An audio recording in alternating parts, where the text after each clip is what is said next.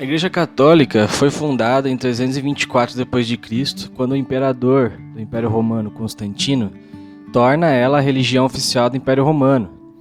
O que parecia ser uma coisa boa, logo se tornou uma coisa não tão boa assim. Gradativamente, ano após ano, a Igreja Católica começou a fazer alterações na fé cristã, na doutrina, inserindo coisas que vinham de papas, vinham de líderes da Igreja Católica, realmente adições à doutrina cristã pura e simples, né? Por exemplo, a venda de indulgências, a veneração a santos, a doutrina de Maria, né? A doutrina de que Maria foi concebida sem pecado, foi assunta aos céus e está hoje à direita de Deus. Então nesse vídeo a gente vai ver as principais diferenças entre a fé reformada e o catolicismo. Por que os católicos estão errados? Por que eles são incoerentes com a Bíblia, consigo mesmos inclusive, e de onde vieram tantas mudanças? Nesse vídeo você vai conferir tudo isso, então fica alinhado. Roda a vinheta, editor. Galera, o Augustus Nicodemos lançou um curso sobre as bases da teologia reformada. Nesse curso você vai poder aprender sobre coisas como ser salvo, que crente pode perder a salvação, o que é a predestinação, o que é o livre-arbítrio, o que vai acontecer no juízo final, no fim dos tempos, como ler a Bíblia de forma correta e muito mais. Esse curso é um curso 100% online, fica lá na plataforma Hotmart, e tudo isso ministrado por ninguém menos que o Augustus Nicodemos, que é um dos maiores expoentes da teologia reformada brasileira dos dias atuais. Nós somos bombardeados diariamente com doutrinas erradas, pessoal. Marxismo, comunismo, feminismo. Então, ter as bases da teologia reformada bem firmes na nossa mente é fundamental. Então, não perca essa oportunidade, que clica agora no link da descrição e adquira o curso. E vamos estudar a palavra. E aí, pessoal, tudo bem? Bem-vindo a mais um vídeo aqui da casa. Bom, pessoal, o Brasil, todos nós sabemos que ele foi colonizado pela Igreja Católica, né? Pelos portugueses que eram católicos. A Reforma Protestante, ela veio para tentar, né, reformar o que estava errado, né? Principalmente a venda de indulgências, mas não somente, muitos outros pontos também que estavam errados. E nesse vídeo a gente vai discutir os principais pontos de divergência entre a fé reformada e a católica, né? A gente vai falar das fontes de autoridade que a Igreja Católica tem, que nós temos, que nós reformados temos. A gente vai tratar da questão do Papa, do purgatório, da justificação diante de Deus, do sacerdócio, dos padres, da Santa Ceia e muito mais. Então, mas antes, se inscreve no canal, é muito importante que você esteja inscrito no canal. Isso ajuda muito o canal a crescer e atingir mais pessoas. E manda esse vídeo também para seus colegas, dê uma curtida para o YouTube e recomendar esse vídeo para mais pessoas. E assim essa mensagem ir mais longe, beleza? Então, dito isso, bora pro vídeo. Fonte de autoridade. O primeiro ponto que nós vamos tratar é esse, pessoal. O que acontece? Cada religião, cada vertente do cristianismo e outras seitas religiosas tem a sua fonte de autoridade. E esse, inclusive, é a base de tudo. Eu coloquei de primeiro de propósito porque é de onde vem todo o resto, né? Por exemplo, para os Mormons, a fonte de autoridade, as fontes da verdade, de onde vem a verdade absoluta para os Mormons, é a Bíblia e o livro dos Mormons. Para o islamismo, é a lei, né, a Torá, né, judaica, as palavras de alguns profetas e o Alcorão. Para o espiritismo, a Bíblia e informações dos espíritos através dos médiuns, né? E para a Igreja Católica? Bom, para a Igreja Católica é o tripé Bíblia, tradição e magistrado. Tá, mas como assim? Então, em primeiro lugar, a Bíblia. Eles acreditam na Bíblia como a palavra de Deus, certo? Porém, aí já tem uma divergência aí, né? Eles têm a Bíblia com o acréscimo dos livros apócrifos. São livros que, para nós, claramente não foram inspirados por Deus. Coisa simples, por exemplo, um livro que termina assim: desculpa se eu escrevi alguma coisa errada, aí me perdoa. Então, para nós isso já claramente mostra que não foi inspirado por Deus, porque Deus não pediria perdão caso ele tenha errado alguma coisa, né? Isso não é próprio, a palavra tem autoridade, né? Jesus veio e falava com autoridade, a Bíblia fala isso. Então, assim, são livros. A gente pode fazer um vídeo só disso, um dia. Mas é um vídeo, são livros que claramente tem erros humanos neles, né? Em segundo lugar, a tradição. O que seria a tradição? ter água benta em casa, ter crucifixo em casa, Bíblias com imagens de Jesus, Maria, imagens de Jesus na sua casa, imagens de Maria e dos santos, entendeu? Fazer uma peregrinação regularmente. Então, assim, são tradições que foram iniciadas pelas autoridades da igreja, por bispos, por padres, e que se mantiveram e que devem ser recebidas no mesmo pé de igualdade da Bíblia, né? E que também é o magistrado. O último ponto seria o magistrado. O que seria? São os pronunciamentos dos bispos e principalmente do Papa. Então, o que acontece? O Papa ele é infalível. Deixa eu pegar aqui. Depois eu vou falar certinho do Papa, mas o Papa ele vem com uma doutrina nova e ela deve ser recebida como verdade absoluta. O Papa eles dizem que é inerrante, que ele é infalível, né? Quando para os reformados, não. Os reformados, nós acreditamos no sola escritura, né? A gente só acredita na palavra de Deus. Então, galera, a gente acredita no sola escritura, certo? Que é um dos 5 solas da Reforma e, inclusive, é o mais importante deles, porque desta sola, surgem todas as outras, né? Solus Christi, sola gratia, sola fide, sola deo gloria, todos estão baseados no sola escritura, porque nós, reformados, nós acreditamos que a revelação última, a revelação máxima e mais importante foi Jesus Cristo, e se encerrou as revelações a partir nesse ponto, né? A católica não, a católica acredita na revelação continuada, ela acredita que a Deus ainda está se revelando por meio das tradições da igreja e por meio dos seus representantes aqui na Terra, principalmente pelo Papa, que é considerado o braço direito de Deus, o representante de Deus, e uma pessoa que é infalível, né? A palavra do Papa se torna dogma, né? Se ele traz um pronunciamento novo, isso passa a ser um dogma. No Concílio de Trento, né, foi definido isso. O Concílio de Trento foi o quê? Foi um concílio reunido na cidade de Trento, que atualmente fica na Itália, justamente para decidir o que os católicos iam fazer em resposta à Reforma Protestante. Então foram definidos muitas coisas lá. Por exemplo, que a verdade está contida na Bíblia e nas tradições. Lá nos documentos do Concílio de Trento você vê que eles expressam isso de maneira clara. E para nós, pessoal, a gente acredita nas seguintes fontes de autoridade: nos profetas, na Torá, nos profetas, né, nas palavras do próprio Senhor Jesus Cristo e nos seus apóstolos. É por isso que nós somos uma igreja apostólica, porque nós acreditamos que Deus falou por intermédio dos apóstolos, né? Os apóstolos foram para quem Deus revelou a verdade uma última vez, e esses apóstolos eram de um número limitado, né? O apóstolo é uma testemunha ocular de Deus. Então a gente não acredita que a revelação ainda está acontecendo, ela se encerrou. Tudo que Deus quis dizer foi dito e está na palavra. E o que vier além disso, o que vier acrescentando além disso, isso é errado, né?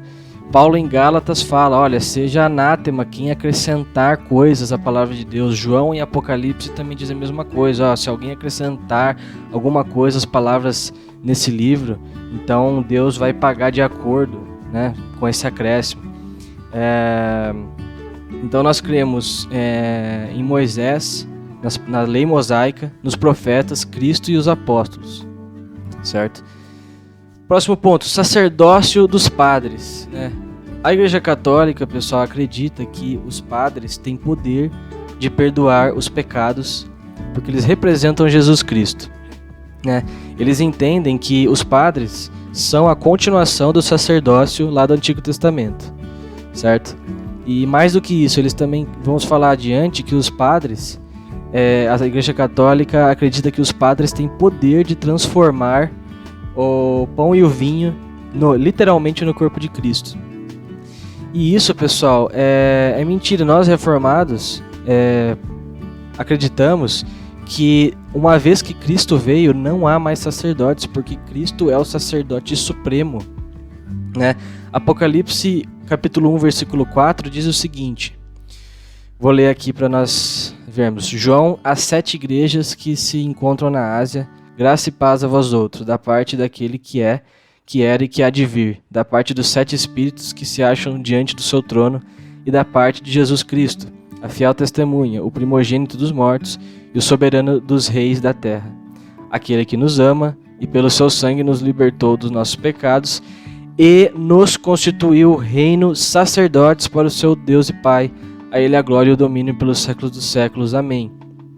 Acontece, pessoal, que depois que Cristo veio, a Bíblia fala lá nos Evangelhos que o véu do Santo dos Santos foi rasgado. O que significa isso? É um gesto simbólico que Deus está nos dizendo, que Deus usou para nos dizer que nós temos livre acesso ao Pai agora. Não é mais necessária a figura do sacerdote nos mesmos moldes do Antigo Testamento. Cada pessoa é um sacerdote. Você, por intermédio da oração, por intermédio da conversa com Deus, você pode pedir perdão pelos seus pecados e receber o perdão diretamente de Deus. O único mediador entre Deus e os homens é Jesus, e Ele nos deu livre acesso ao Pai. Então nós cremos que nós somos sacerdócio de Deus. Todo mundo é um sacerdote. Outra passagem que diz isso é 1 Pedro 2, capítulo 9, que diz: vós sois raça eleita, sacerdócio real, povo de propriedade exclusiva de Deus. Então claramente nós temos respaldo bíblico para refutar essa tese dos católicos, que os padres são necessários. Você precisa se confessar para um padre e ele tem o poder de perdoar os seus pecados, né? E ainda por cima receitando uma penitência ali para você. Santa Ceia. Pelas palavras do sacerdote, o pão e vinho se transformam em corpo e sangue de Cristo. Então eles creem que o padre tem o poder de ali efetuar um milagre durante a celebração da ceia. Eles acreditam na transubstanciação. O que é a transubstanciação? É como se aquilo ali de fato se transformasse em corpo e sangue de Cristo, mantendo a mesma forma de pão e vinho. Esse é o conceito da transubstanciação, um pouco complexo, um pouco abstrato, mas eles creem que a essência, né, do pão e do vinho, naquele momento, se transformam literalmente em corpo e sangue de Cristo, literalmente em carne, em músculos, tendões, né, realmente musculatura, corpo físico de Cristo. Porém, a forma, né, se mantém como pão e vinho, né? E para nós, isso é apenas um símbolo, né? A Santa Ceia, Jesus está presente na Santa Ceia espiritualmente, ele está no nosso meio ali durante a celebração da ceia, mas o pão e o vinho, eles não são transformados em corpo e sangue de Cristo. Eles são apenas objetos simbólicos que são extremamente didáticos e servem para a gente relembrar como o corpo de Jesus foi moído e o sangue foi derramado, representados ali de maneira muito didática no pão e no vinho. Então isso é mais uma heresia, mais um erro dos católicos em achar que aquele pão e aquele vinho se tornam sagrados naquele momento, objetos sagrados, e literalmente se transformam em corpo e sangue de Cristo. O Papa. A questão do Papa, pessoal. A Igreja Católica acredita que os papas são sucessores de Pedro e que Pedro foi o primeiro Papa, né? E portanto tem a mesma autoridade de Pedro, ou até mais, inclusive, né? O Catecismo Católico de Nova York diz o seguinte, abre aspas: o Papa toma o lugar de Cristo aqui na Terra. É o cabeça da Igreja, líder infalível, dirigente universal da verdade, só sendo julgado por Deus e por homem nenhum, né? O Papa se assenta ali numa cadeira, que em cima da cadeira está escrito Vicarius Dei, que significa representante de Cristo. Então, resumindo, pessoal, em outras palavras, o Papa ele é infalível, ele é de fato representante de Cristo e ele não erra. Ele é uma pessoa inerrante, né? Então, portanto, a palavra dele tem o mesmo peso da palavra de Deus.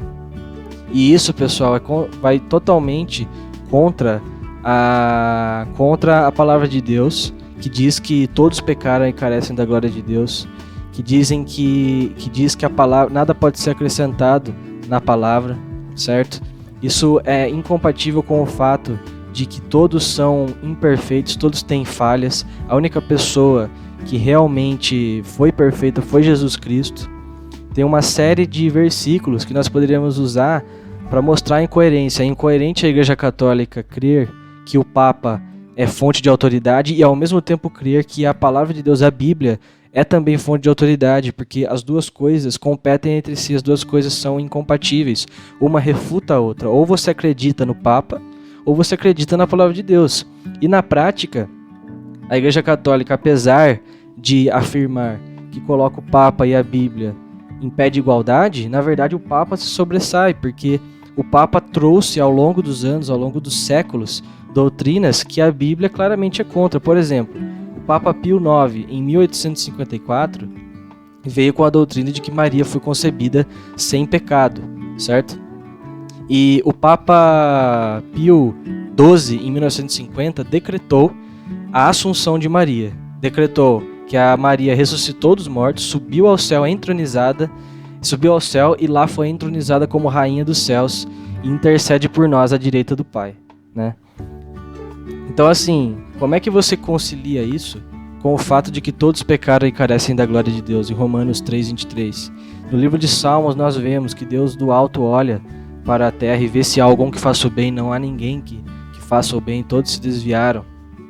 Como é que você concilia isso com a verdade irrefutável de que a única pessoa perfeita que passou por essa terra foi o nosso Senhor Jesus Cristo? Então isso é uma clara idolatria da Igreja Católica, uma elevação de Maria a um patamar de divindade, né? Nós reformados cremos que... E um detalhe muito importante, qual que é o texto que os católicos usam para embasar a doutrina do Papa, né? A instituição ali papal? É o texto que está lá em Mateus 16:13. Indo Jesus para os lados de Cesareia de Filipe, perguntou a seus discípulos: quem diz o povo ser o Filho do Homem? E eles responderam: uns dizem João Batista, outros Elias e outros Jeremias, ou alguns dos profetas. Mas vós, continuou ele, quem dizeis que sou? Respondendo Simão Pedro, disse: tu és o Cristo, o Filho do Deus vivo. Então Jesus lhe afirmou: bem-aventurado és, Simão Barjonas, porque não foi carne e sangue que te revelaram, mas meu Pai que está nos céus.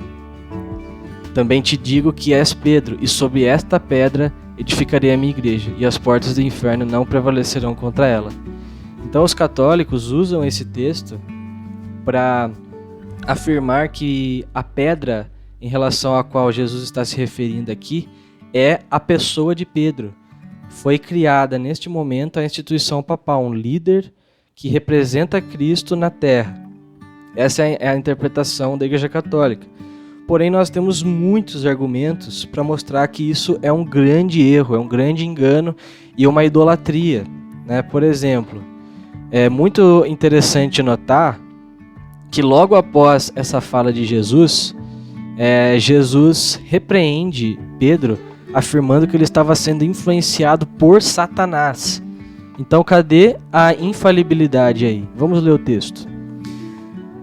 Mateus 16, versículos 21 a 23. Desde esse tempo, começou Jesus Cristo a mostrar a seus discípulos que lhe era necessário seguir para Jerusalém e sofrer muitas coisas dos anciãos, dos principais sacerdotes e dos escribas, ser morto e ressuscitado no terceiro dia.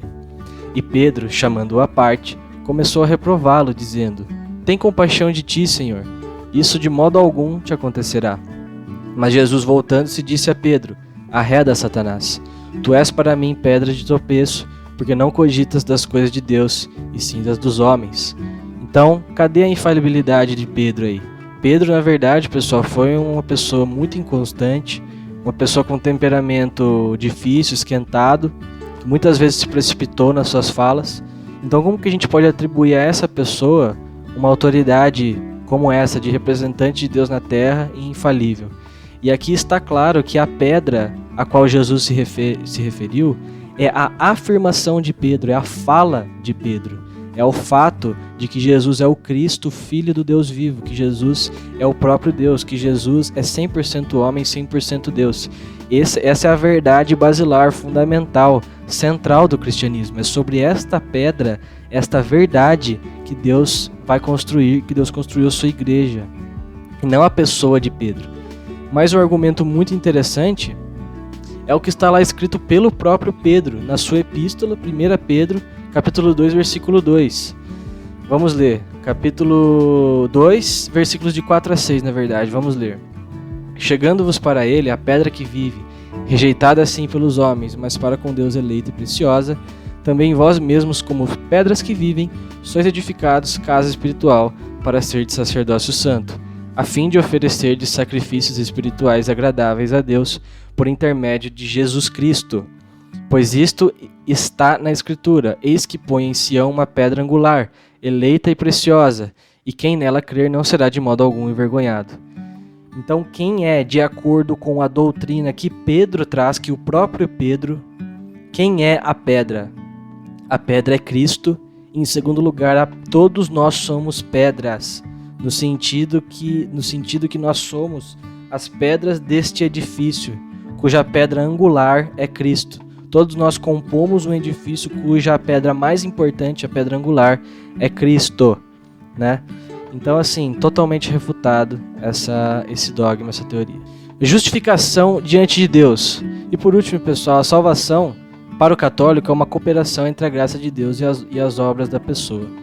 E a Igreja Reformada, ela é monergista, enquanto a Igreja Católica é sinergista, ou seja, sinergia é duas coisas juntas que se complementam e andam em conjunto. No caso, as obras suas e a salvação mediante a fé entregue por Deus. Para nós reformados, a salvação é uma obra única e exclusiva da graça de Deus. Você não teve nenhuma participação na sua salvação. Deus te elegeu antes da fundação do mundo, Ele te escolheu, Ele entregou esse presente gratuito para você, né? E isso é um grande erro católico, principalmente tendo em vista que isso é claro na palavra de Deus, lá em Efésios 2, pela graça sois salvos, mediante a fé. E isso é dom de Deus, não vem de vós, não de obras para que ninguém se glorie, né? E nós, pessoal, mesmo dentro da igreja evangélica, tem muitas igrejas evangélicas que infelizmente não são mais reformadas. Tamanha foi a deturpação da doutrina dentro dessas igrejas. E para nós, pessoal, tem dois motivos que fazem ser muito difícil da gente aceitar essa doutrina que é central. Primeiro é o próprio coração humano. A gente não quer crer que a gente não tem nenhuma participação na nossa salvação. Nós queremos crer que nós tivemos mérito, que a gente, pelo nosso esforço, a gente tem algum mérito. Porque o orgulho, a soberba do nosso coração nos empurra para isso. É difícil a gente aceitar que a gente merece o inferno, que a gente só foi salvo porque a gente foi resgatado por Cristo, né? E o segundo fator que potencializa a rejeição a essa doutrina, a dificuldade de aceitação, é justamente a colonização católica que nós tivemos, né? A gente tem uma mentalidade católica impregnada nas nossas mentes. A gente cresceu vendo filmes, vendo na nossa cultura isso representado, que se você não for uma boa pessoa, você vai para o inferno, que você vai para o céu porque você fez isso, porque você fez aquilo, porque você nunca matou, nunca roubou, foi uma pessoa basicamente boa. Quando na verdade a palavra de Deus diz que um pecadinho sequer já coloca você no inferno, já é motivo suficiente para te condenar para sempre. Deus, sendo um justo juiz, precisa aplicar a punição. Então, se você não for perfeito, você merece o inferno. Então, o único caminho para o céu é receber de graça a salvação em Jesus Cristo, mediante a fé. Pela graça sois salvos mediante a fé. Isso é dom de Deus, não vem de vós, não de obras para que ninguém se glorie. Pessoal, esse foi o vídeo, espero que tenham gostado. Se você gostou do vídeo, comenta aí agora o que você achou. Você é católico, comenta aqui embaixo se você discorda ou se você se sentiu muito confrontado, começou a concordar com a gente. Se inscreve no canal, verifica a inscrição, dê um like pro YouTube entender que esse vídeo é bom e recomendar para mais pessoas. E compartilha esse vídeo com seus amigos, nos grupos de WhatsApp, para que essa mensagem chegue ao máximo número de pessoas possível. Valeu, até a próxima e tchau!